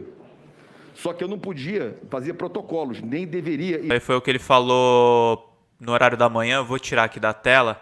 Tem mais algumas questões aqui do pessoal nos superchats. A Ana Maria Santeiro, qual foi o golpe do YouTube no DCM? Então, Ana Maria, a gente está apurando isso ainda, mas parece que teve uma queda nos nossos rendimentos e a gente está tentando ver. Parece que o YouTube deu uma resposta que o dinheiro não está confiscado, mas de qualquer forma, gente, até por conta da CPI ter derrubado o nosso alcance, porque o que acontece? Muitas vezes o robozinho do YouTube detecta que, sei lá, o vídeo da CPI é da Record. E aí eles vêm pra cima da gente em cima de direitos autorais. Não é um vídeo da Record, esse é um vídeo público da TV Senado. A gente está aqui transmitindo, mas a gente precisa muito da ajuda de vocês. Então, os superchats não é só o dinheiro, é a questão do aumento aqui da nosso engajamento nas redes. O Daniel tá pesquisando essa questão aí e realmente a esquerda precisa mais disso, cara. Eu vou dizer o que está acontecendo também. O que eu percebi, tá, Pedro? Eu tenho acompanhado sempre pelo DCM, a CPI. Você me falou também, né, Daniel? Você ficou preocupado com isso. Eu fico preocupado porque o que tá ocorrendo de fato é que eles estão optando por canais que fazem a retransmissão da TV Senado, com ou sem comentário, que são canais mais vinculados ao mercado financeiro, que o algoritmo, na minha opinião, ele, de certa maneira, tagueia como canais mais neutros, né? Porque o DCM, como qualquer outro canal, ele não tem neutralidade, ele tem um lado. O lado do DCM é o lado do povo brasileiro. Só que o lado do YouTube não é o lado do povo brasileiro, isso que vai ficando bem claro. E aí o que ocorre é que a transmissão do DCM, comparativamente com o que a gente tem, aqui de quarta-feira a gente estava batendo 4,8 mil online ao mesmo tempo. Sim. Chegou a 5.200 muitas vezes, né? A gente chegou a ter picos de 6 mil e a entrevista do Lula histórica, que foi 13 mil. Não estou fazendo a propaganda do PT, juro para vocês, mas o marcador de fato chegou em 13. A gente achou engraçadíssimo no dia, inclusive. A verdade é o fato, né? O fato era esse, né? E claro, tinha que ser isso mesmo, né? Não tem dúvida. O fato é que queria que fosse até 13 milhões, viu, Pedro? Mas o fato é que a gente tem um problema concreto aqui no YouTube, que ele optou por promover na questão da CPI outros canais, né? Então, é importantíssima a participação de vocês, curtir, compartilhar. O mesmo problema está sendo verificado em outros canais de esquerda. O que eu tenho percebido é que canais, entre aspas, noticiosos e considerados... O Google fez até uma lista, viu, Pedro? Vi! Canais que são de notícia, né? E os canais de notícia são aqueles que têm parceria com o Google, parceria financeira com o Google. E aí eles fazem assim, para tentar limpar a barra deles, para não dizerem, não, a gente não recomenda só a direita. Eles pegam um veículo de esquerda, Daniel, e nem tão de esquerda assim, tipo Revista Piauí. Não, somos plurais. Aí eles botam junto no meu balaio o Jovem Pan, Record News, o R7 e a Gazeta do Povo. Parece um bingo da extrema-direita. Né? Veja. Então, Veja. A Veja que ela está ficando meio sem lugar no mundo, né? Mas ela é o que ela é. Então, o fato é que a gente tem que ficar bastante atento, porque isso está crescendo, também está tendo uma disputa com o Twitch na visualização da CPI, tenho acompanhado pelo Twitch também, e o fato é que, sinceramente, Pedro, eu vou dizer uma posição que é pessoal minha, já te falei isso, né, e vou tornar aqui pública, né, o comentário da CPI, ele está virando muito para nós que vivemos da luta política, né, mas está cada vez menos jornalístico o comentário da CPI, porque a CPI não traz fato novo até o momento, né? Ela é uma estratégia hoje, nesse momento, pautada pelo controle de temperatura. Controle de temperatura não gera boa investigação. Controle de temperatura pode justificar vitórias eleitorais para alguns políticos, certamente vai posicionar. Tem muita gente em campanha ali, né? Vai posicionar bem o Renan, o Omar Aziz, outros senadores, né? O meu amigo Randolfo Rodrigues, que quando precisa ele é o que puxa um pouco mais a corda, né? Humberto Costa, que foi justamente no dia que a gente abriu aqui para ele foi mal, mas os outros ele tem ido bem. Mas o fato é que a gente precisa ter essa avaliação aí e tem que tentar quebrar o esquema do YouTube, né? Tem um comentário aqui do Laércio de Araújo. Eu respeito o seu comentário, Laércio, e eu acho interessante. Ele falou aqui, vamos migrar para o VK russo. Gente, eu acho legal, acho interessante outras plataformas, mas eu tô falando assim no sentido muito prático. Por que a gente tá aqui no YouTube? A gente ama o YouTube, a gente acha o YouTube a melhor coisa do mundo? Não, gente. Só que tem um problema muito concreto. Eu, por exemplo, eu tenho pesquisado muito a Twitch, que é uma outra plataforma americana, mas é uma plataforma, por exemplo, que ela não é tão predatória do ponto de vista de direitos autorais. Você consegue se expressar mais livremente dentro da Twitch. A Twitch não tem um sistema bom de embedamento, Daniel. Eu não consigo botar os vídeos da Twitch no site. Então, o que acaba acontecendo? Eu acabo preferindo o YouTube, porque o YouTube eu boto o link e ele já embeda automaticamente. Isso é uma coisa que vocês precisam entender, pessoal. O DCM não é uma empresa de redes sociais. Redes sociais precisam de um investimento muito maior do que um veículo de mídia. Você precisa ter verba para investir numa infraestrutura de dados, numa estrutura de TI que consiga fazer esse tipo de embedamento. Então não é um negócio assim... o problema não é o YouTube ser americano. O problema é que a grande parte do tráfego da internet está no YouTube. Então se a gente ignora essa plataforma, a gente não existe. Então coloquem isso na cabeça. Claro, não tenho nada contra o VK russo. Se o VK russo for interessante pra gente, a gente, evidente, vai ter uma conta lá.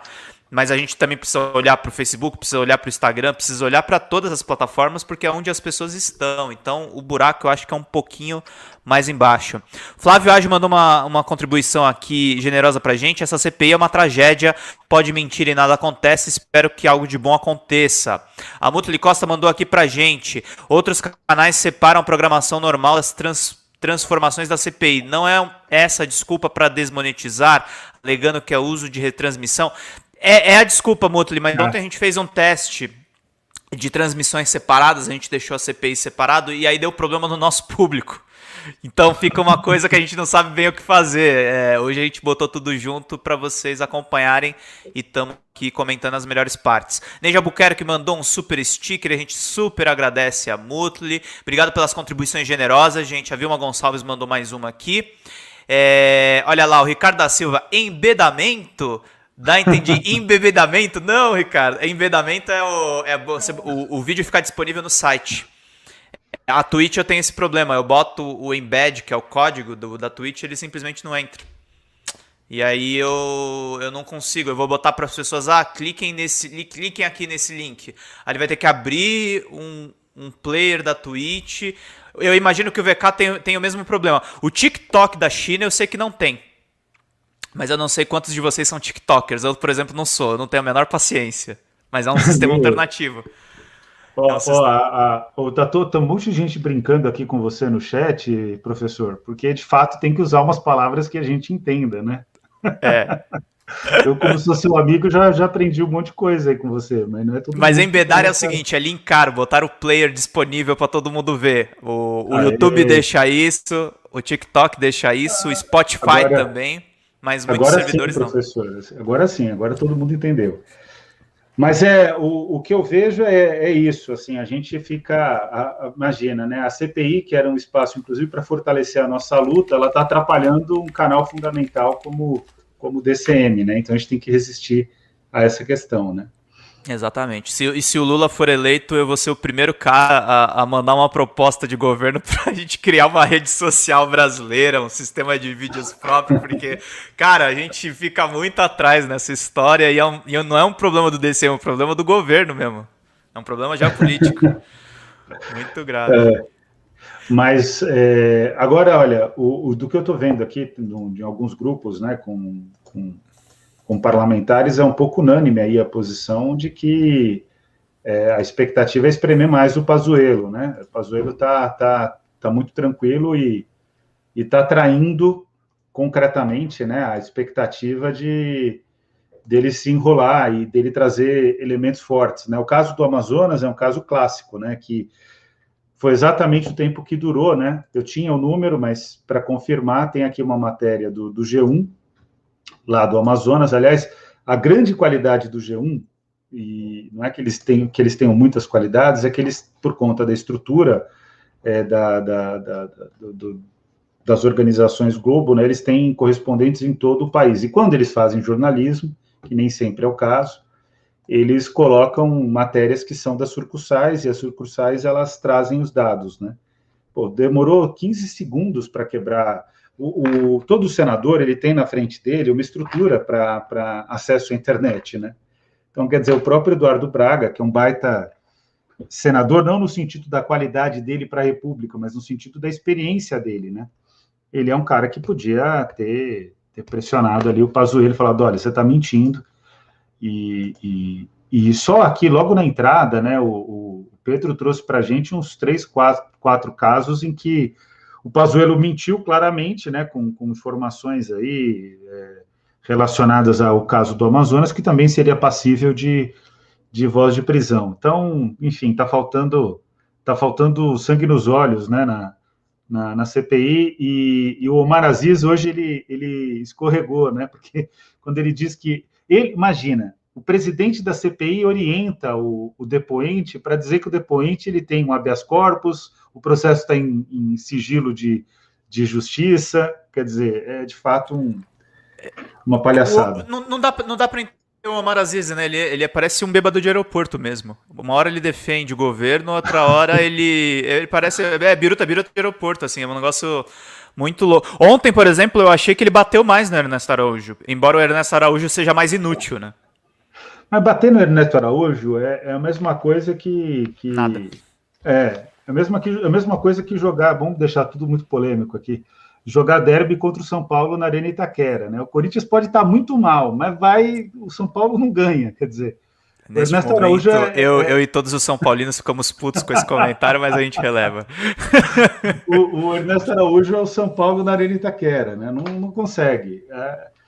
Ele não tem, assim, ele vai perder o jogo, né? Agora, podia ter perdido demais ontem, hein, Pedro? Porque o Ernesto Araújo, ele é tão fraco, ele é tão limitado, ele é tão... olha, é uma vergonha ter tido ele como chanceler, né?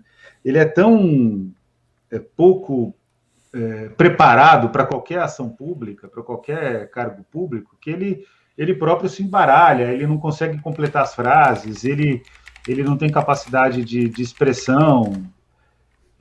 Eu acho que, de fato, ontem eu tinha uma expectativa muito maior. O pessoal está curtindo muito a fala da Cátia Abreu, né? Mas por quê? Porque a Cátia Abreu foi a única que apertou mesmo o cara, né? E apertou por quê? Porque a Cátia Abreu teve um processo de exposição pelo Ernesto Araújo, né? Ela não apertou exatamente pelos motivos mais honrosos, né? Ele acusou ela de... como é que era? Tráfico de influência, né? Que é uma acusação gravíssima. E ela foi se defender. E ela foi se defender, e que a gente não sabe o que pode acontecer. A Vera Leão está dizendo aqui que o Omar está correto, não pode pôr em risco a validade legal da CPI. A gente concorda com isso, né? Não está pondo... A gente não acha que tem que pôr a validade legal, mas não era o caso, né? Ele não pode orientar o depoente, né? Não cabe. Esse legalismo, né, que eu entendo a importância institucional de fazer a preservação dele como presidente, mas ele não pode superar essa barreira. Inclusive porque, Vera, se o depoente ele dá a sequência na resposta, a responsabilidade é dele, não é do presidente da CPI. Porque se fosse assim, se isso fosse verdade, a primeira atitude do depoente seria falar sobre algo que está em sigilo para acabar com a CPI. E o Pazuello não tem essa prerrogativa, né? Daniel, deixa eu ver aqui mais alguns superchats, manifestações de vocês. Vão ficar em cima dessa CPI. Daqui a pouquinho a gente volta com a retransmissão para vocês aqui. Tô vendo a Vera Leão fez esse comentário que você falou. Tô vendo ali Ricardo Lemos, né? O que Flávio Bolsonaro faz ali? Isso é o pior de tudo, né, Daniel? Ele entra, faz o vídeo pras redes e ninguém se contrapõe. Não, tem uma falha da oposição nisso. Tinha que enquadrar esse cara melhor. Mas o problema é que, nesse caso, ele está no exercício do mandato. Da função dele, né? Eu não sei sinceramente o que fazer, porque o duro do que o Flávio fala não é na CPI, é nas redes sociais. Mas o que acontece, Pedro? Você tem razão, o problema todo não é o Flávio, o problema todo é a CPI, pô. A própria CPI tem que responder às atitudes dele, os senadores de oposição tem que responder às atitudes dele, né? Então, o que está faltando é enfrentamento, né? Eu acho que esse é o ponto, né? E a única descoberta da CPI, que eu acho que já está constituído aí a narrativa de inquérito, né? É o fato de que existiu o Ministério da Morte. Isso não é pouca coisa, gente. O problema é que isso pode ser... E envolve o filho do presidente. É fundamental isso. E que envolve o filho do presidente. Isso é algo que pode levar a um processo de desgaste estrutural do governo, caso os senadores queiram, e a imprensa também se dedique a esse caminho, e também pode significar nada, porque é simplesmente uma frase de efeito, Ministério da Morte, né? Por enquanto, infelizmente, ainda é uma frase de efeito. Amém. Deixa eu pegar aqui o superchat de vocês. O Alcides Ágil mandou pra gente aqui. Deixa eu ver aqui. A barreira política do Bozo é que a CPI não vai tocar no tema corrupção. É importante levantar os custos da cloroquina nos laboratórios do Exército. Ana Maria Santiero já me deu uma bronca. Use sempre o português. Eu uso, Ana Maria, mas é que o termo que a galera usa aqui, pelo menos para comunicação, é embedar. Mas no caso é anexar, colocar o player do YouTube. O player do YouTube a gente consegue colocar fácil. Agora, de outros sistemas como o VK a gente tem dificuldade. Traduz player aí, Pedrão. O tocador. Boa! O quadrinho do YouTube. Porque o lance é o seguinte, gente. A gente posta os nossos vídeos no nosso site. A gente não quer que a pessoa clique no link para ficar presa no YouTube. A gente quer que as pessoas vejam no site o que a gente está produzindo. Então a gente precisa da imagenzinha. Isso eu tenho dificuldade com a Twitch. O VK, eu honestamente não sei, mas eu acredito que tenha problemas nisso porque eu não vi os players dele. O TikTok eu sei que não tem. Mas o TikTok é dos TikTokers, não é de produtor de conteúdo. Eu não vejo conteúdo político lá. O pessoal tá começando, tem o Jones Manuel agora lá, mas ainda tá muito pequeno. A Sabrina Fernandes também tá atuando. Tá lá, né? É legal, assim, legal que produtores como eles estejam testando a plataforma, de repente emplaca, né, Daniel? A gente vai pra lá. Eu torço sempre por eles, eu quero... O pessoal briga muito com eles, assim, que bom que tem gente... O problema, a nossa divergência com canais de esquerda, ela pode ser desse tamanho, ela pode existir, no caso deles nem tem divergências estruturais. Zero. Pode ter uma divergência desse tamanho, agora com a direita é infinita, pô. Então tem que fazer com que toda essa garotada aí ocupe esses canais e mande... A Sara Góes está lembrando aqui, vai ser futura apresentadora do DCM, a Tatá do Sul, que fez aquele vídeo excelente sobre o pessoal que diz que é de centro, mas é de direita. E aí ela tem uma conta super badalada no TikTok. Então temos TikTokers aqui na nossa equipe. Ninguém é todo mundo youtuber. Tatá do Sul. Queria ver Sara Góes no TikTok. Eu também faço essa campanha. Acho que, Daniel, a gente tem que fazer campanha #Sara Góes no TikTok. Daqui a pouco eu vou colocar aí pra não vale fazer meme meu e do Pedrão. Do Kiko pode fazer. Sim, tá permitido toda hora, ó. Sara Góes no TikTok. Eu mandei lá nos comentários. Vai ser uma campanha oficial do DCM, tá aqui no nosso chat. Deixa eu pegar aqui mais comentários de vocês. A Mutli Costa mandou aqui, outros canais separam programação, esse daqui eu já tinha visto. O Neide Albuquerque mandou um lanchinho pra gente aqui no emoji. Vilma Gonçalves mandou um joinha pra baixo pra CPI. Gente, a Vera Viana mandou aqui um hipopótamo super fofo. Eu adoro os hipopótamos super fofos que vocês mandam. A Sara tá dizendo a desculpa aqui que ela tem 35 anos, ela não tem mais idade pro TikTok, mas as plataformas... Eu também não imaginava que eu fosse pro YouTube, gente, eu tô com 32 também. Mas ela pode ser a tiazinha do TikTok, pô. Eu acho. Eu acho justíssimo que isso aconteça. Deixa eu ver aqui se tá rolando mais coisa na CPI, gente. Obrigado a todo mundo que tá nos acompanhando aqui. 36, 36, corrigindo. Ô, Sara... Decida-se. A Sara tinha que estar ao vivo aqui, né? A gente ficou conversando com ela, pô. Ô, Sara, da próxima vez tem que estar aqui com a gente. Exatamente, para ela contradizer ou endossar o que estamos falando aqui. Gente, acho que tá ainda no intervalo lá, pelo visto eles estão... Vai voltar, tá rolando os melhores momentos da CPI. Deixa eu ver aqui mais alguns comentários de vocês aqui. Deixa eu ver, o Ricardo da Silva tá aqui com a gente. Tô vendo aqui, a Janaína Pascoal tá no TikTok, Jesus amado. Então a gente tem que ficar alerta com isso.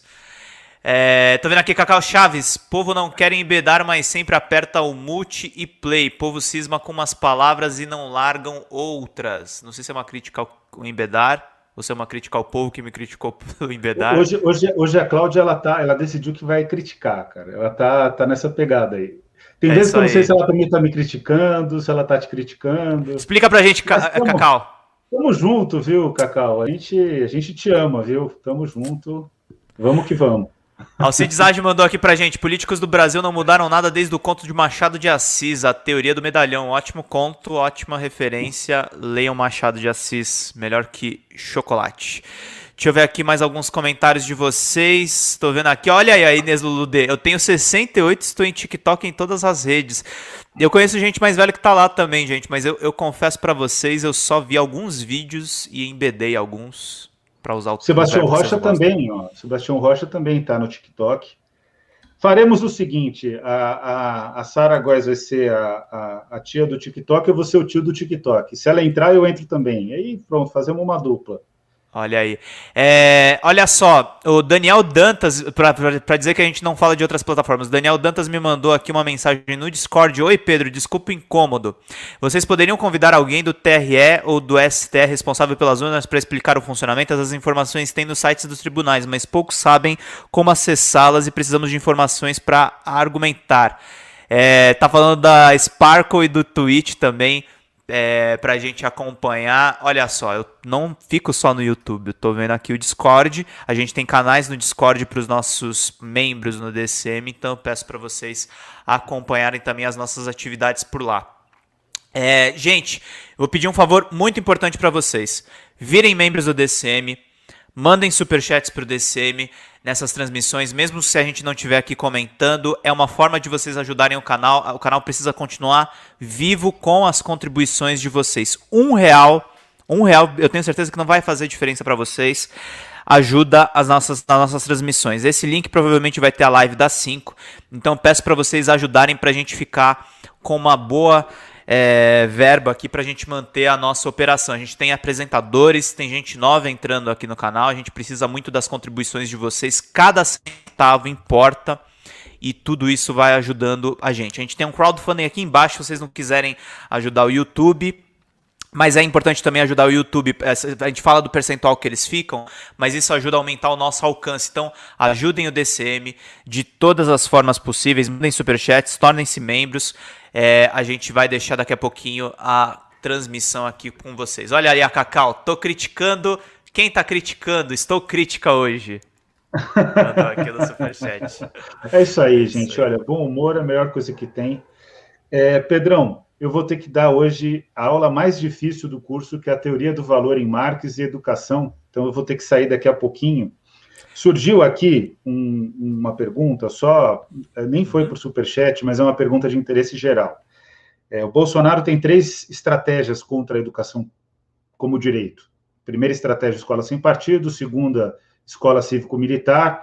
A terceira, o homeschooling. O que é o homeschooling? É uma tentativa de fazer com que a escola seja tratada como um espaço de perversão, um espaço amoral, e a casa seja um espaço da moralidade, o que é concretamente um absurdo.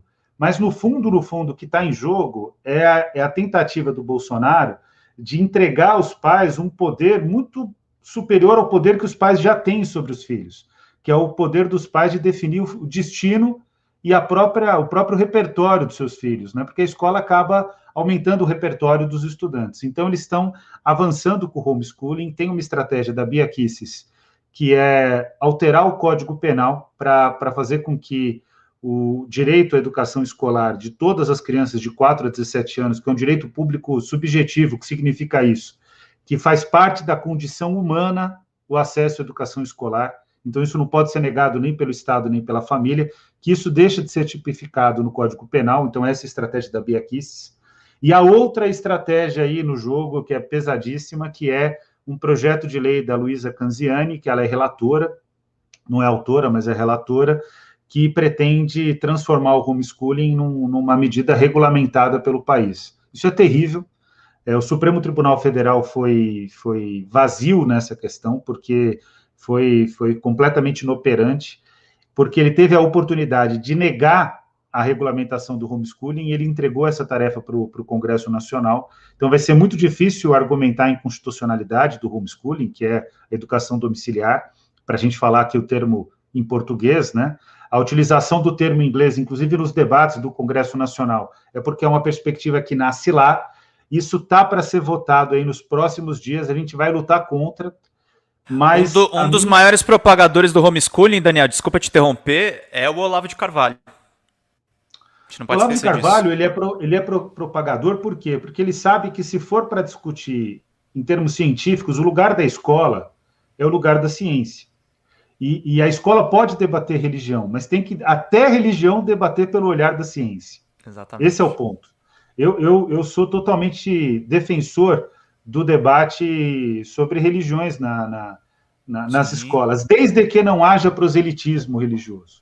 Mas a questão dele não é religião, é que ele, com homeschooling, ele consegue espalhar as teorias de conspiração dele, promover os cursos com mais efetividade. Essa é a questão. Exato. E qual é o ponto, né? Para o governo Bolsonaro, eu estou até produzindo um artigo científico com 2 colegas, né, da Universidade de Brasília sobre o tema. Com o Bolsonaro, a educação ela é tratada como uma estratégia de propaganda do fascismo miliciano. E sim, estou construindo essa categoria fascismo miliciano, porque é exatamente o que representa o governo Bolsonaro. Então, obrigado, viu? Obrigado pela pergunta, Marcelo. E a gente tem que lutar contra essa questão. Já adianto para vocês, é muito difícil reverter na Câmara dos Deputados. A gente vai lutar com toda a força para reverter na Câmara dos Deputados, né? Fazendo pressão, exigindo postura de parlamentar, fazendo com que os parlamentares não tenham essa postura fraca, né? Para não colocar outros adjetivos aqui, como está acontecendo na CPI, mas se não conseguir segurar, a gente vai para o Senado. A boa notícia é que no Senado a gente está tendo um sucesso maior. Se negar no Senado, morre a questão. Então a gente está trabalhando muito nesse sentido.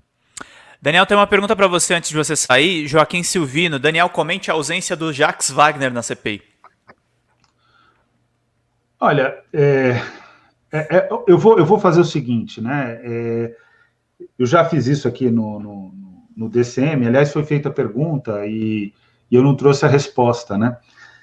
o porquê que o pessoal errou, na minha opinião, no voto em relação à Lei de Segurança Nacional, e errou, foi por um preciosismo, porque, de fato, o projeto de lei aprovado, ele acaba enfraquecendo a posição dos movimentos sociais, mas não podia ter orientado o voto pelo não, né, a alteração que foi feita, né, a nova legislação. E em relação a esse tema do Jacques Wagner, eu vou entrar em contato com o gabinete dele, porque também é uma dúvida que eu tenho, mas por uma questão de elegância, considerando a importância do senador Jacques Wagner em várias questões, para mim também me soa estranho, não só a ausência dele, mas a baixa performance de alguns senadores que eu sei que podem dar mais. Então, eu trago na próxima quarta-feira uma resposta pontual, e não tenho dúvida de que eu devo essa resposta para a comunidade DCM, né?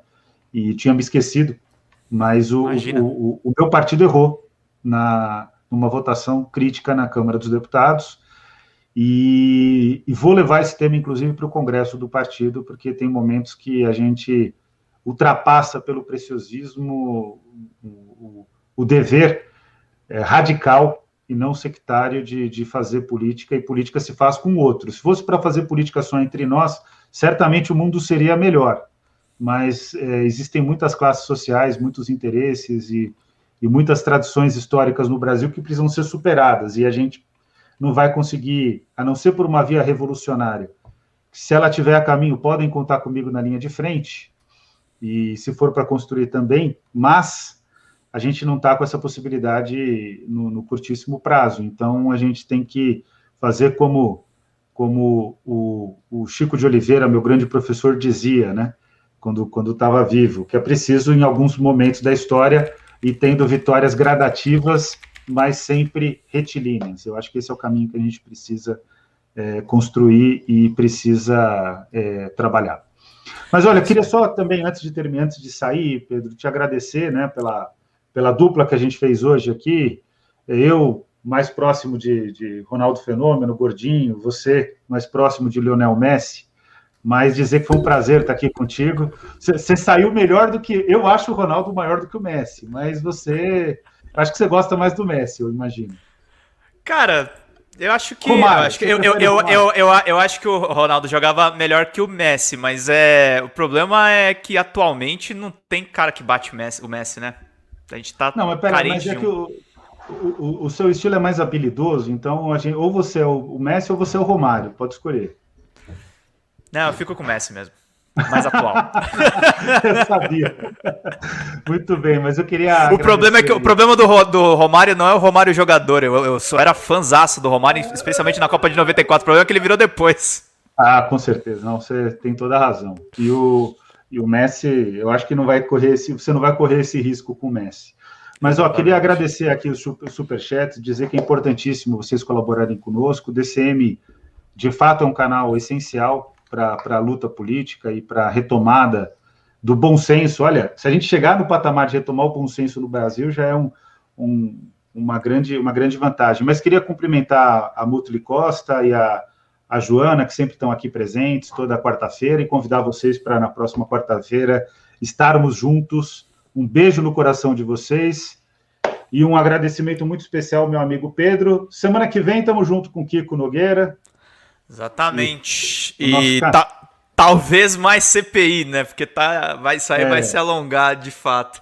Daniel, obrigado. Eu vou ler mais alguns superchats aqui, mas boa aula lá com o pessoal, viu? Valeu, tamo junto. Obrigadão, um beijo para cada um e para cada uma de vocês.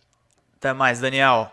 Gente, vou ler aqui mais alguns superchats de vocês, pedir mais contribuições mesmo quando a gente só estiver retransmitindo aqui a CPI. Obrigado a todo mundo que está nos acompanhando aqui. A Graça mandou pra gente uma raposinha super fofa. Guga Boa Vida, perigoso desumano a CPI não impedir Bozo antes de 2022. Pois é, tem gente que especula que isso pode gerar um impeachment no último ano, mas é tudo especulação. Joaquim Silvino mandou pra gente, Daniel, comente sobre a ausência do Jacques. E o Alcides Ágio fez um comentário muito bom. Como o Felipe Neto disse, a política será feita toda nas redes. Quem falou isso também? pra gente no domingo foi o pesquisador Fábio Malini. Eu recomendo muito para vocês que vocês assistam a super live de domingo. O finalzinho foi justamente eu conversando com o Fábio sobre o tamanho real da rede do Bolsonaro, que ele afirmou que é muito grande mesmo com os robôs, e a esquerda precisa aprender melhor a ocupar esses espaços. A Joana mandou aqui uma carinha super fofa com um coraçãozinho. E eu quero agradecer muito, gente, vocês que acompanharam aqui no DCM ao meio-dia. Vida longa e próspera.